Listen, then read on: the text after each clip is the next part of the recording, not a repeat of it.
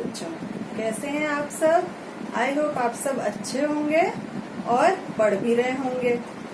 हम अपने ट्यूटोरियल में पढ़ रहे थे, पिछले ट्यूटोरियल्स तक हमने पढ़ा है पाठ 8 बहुरूपिया, जो कि हिंदी साहित्य का आपका पाठ है, जिसमें आपके 3 आने हैं पाठ और ये दूसरा पाठ है। ये पाठ हमने पूरा पढ़ लिया था और समझ भी लिया था। अब हमें इसके अभ्यास कार्य करना है, तो चलिए अब इसका अभ्यास कार्य शुरू करते हैं।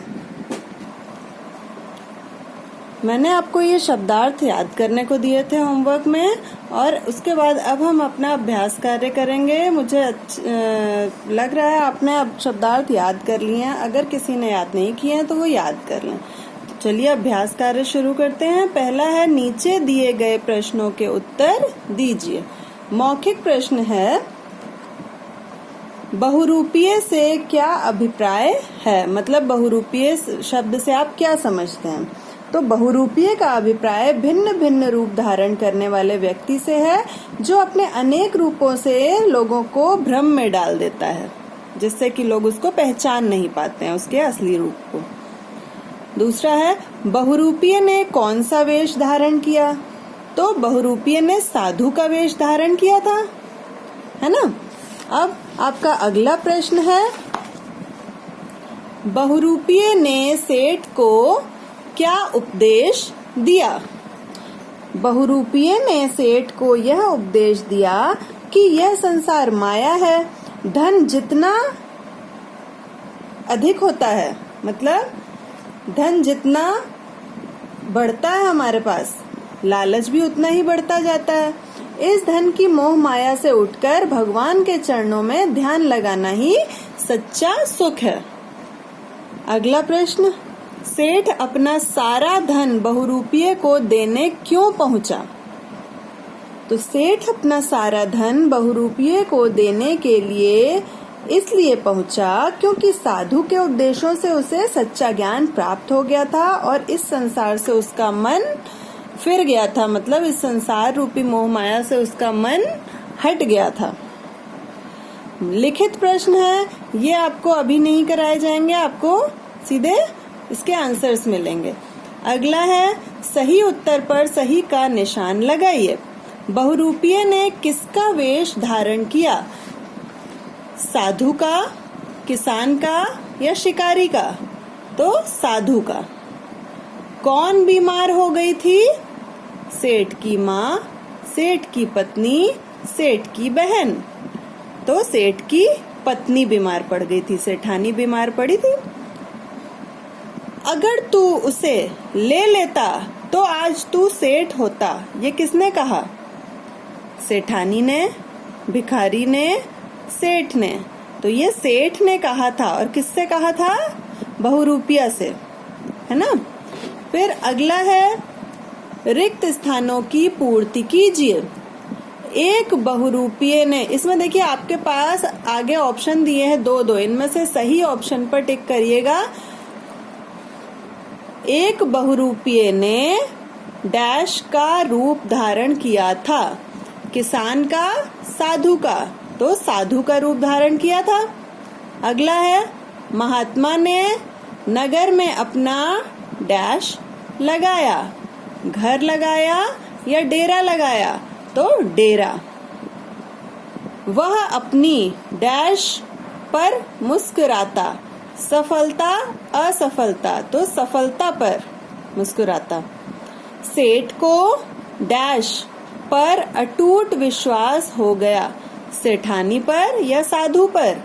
साधु पर, क्योंकि उसकी सेठानी की तबीयत ठीक हो गई थी ना। तो सेठ को साधु पर अटूट विश्वास हो गया। बीमार सेठानी को डैश में बैठाकर लाया गया, कार में या डोली में? तो डोली में बिठाकर लाया गया था। आगे आगे सेठ आ रहा था, पीछे पीछे डोली में सेठानी को लाया जा रहा था। फिर अगला है, भाषा ज्ञान। निम्नलिखित शब्दों के विलोम शब्द लिखिए। अमीर, गरीब, प्रसन्न, अप्रसन्न, सफलता, असफलता, बीमार, स्वस्थ, कीर्ति, अपकीर्ति, दूर, पास या निकट।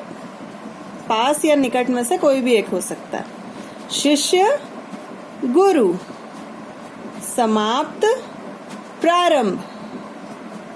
ठीक है। अगला है निम्नलिखित शब्दों के लिंग बदलिए। सेठ, सेठानी, साधु, साध्वी, आधा ध आएगा। ठीक है। बूढ़ा, बुढ़िया, पुजारी, पुजारिन, चिड़िया, चिड़ा, धोबी, धोबिन।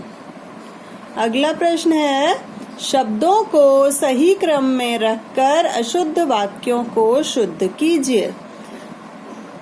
मतलब आपको इसमें जम्बल्ड सेंटेंस दिए हैं, आगे पीछे करके दिए हैं, उसको सही क्रम में लिखना है। मैं कल वाला महात्मा हूँ, वही। मैं वही कल वाला महात्मा हूँ। दूसरा, बहुत कम बहुरूपीय देखने को अब है मिलते। अब बहुत कम बहुरूपीय देखने को मिलते हैं। अगला है इसी में आपका तीसरा शब्द है वाक्य अमीर था सेठ बहुत। सेठ बहुत अमीर था। सेठ की पत्नी बीमार हो गई थी बहुत। सेठ की पत्नी बहुत बीमार हो गई थी। अगला प्रश्न है नीचे दिए गए शब्दों का वाक्यों में प्रयोग कीजिए। बहुरूपिया, साधु, तपस्या, सफलता, लोभ। लोभ मतलब क्या होता है? लालच।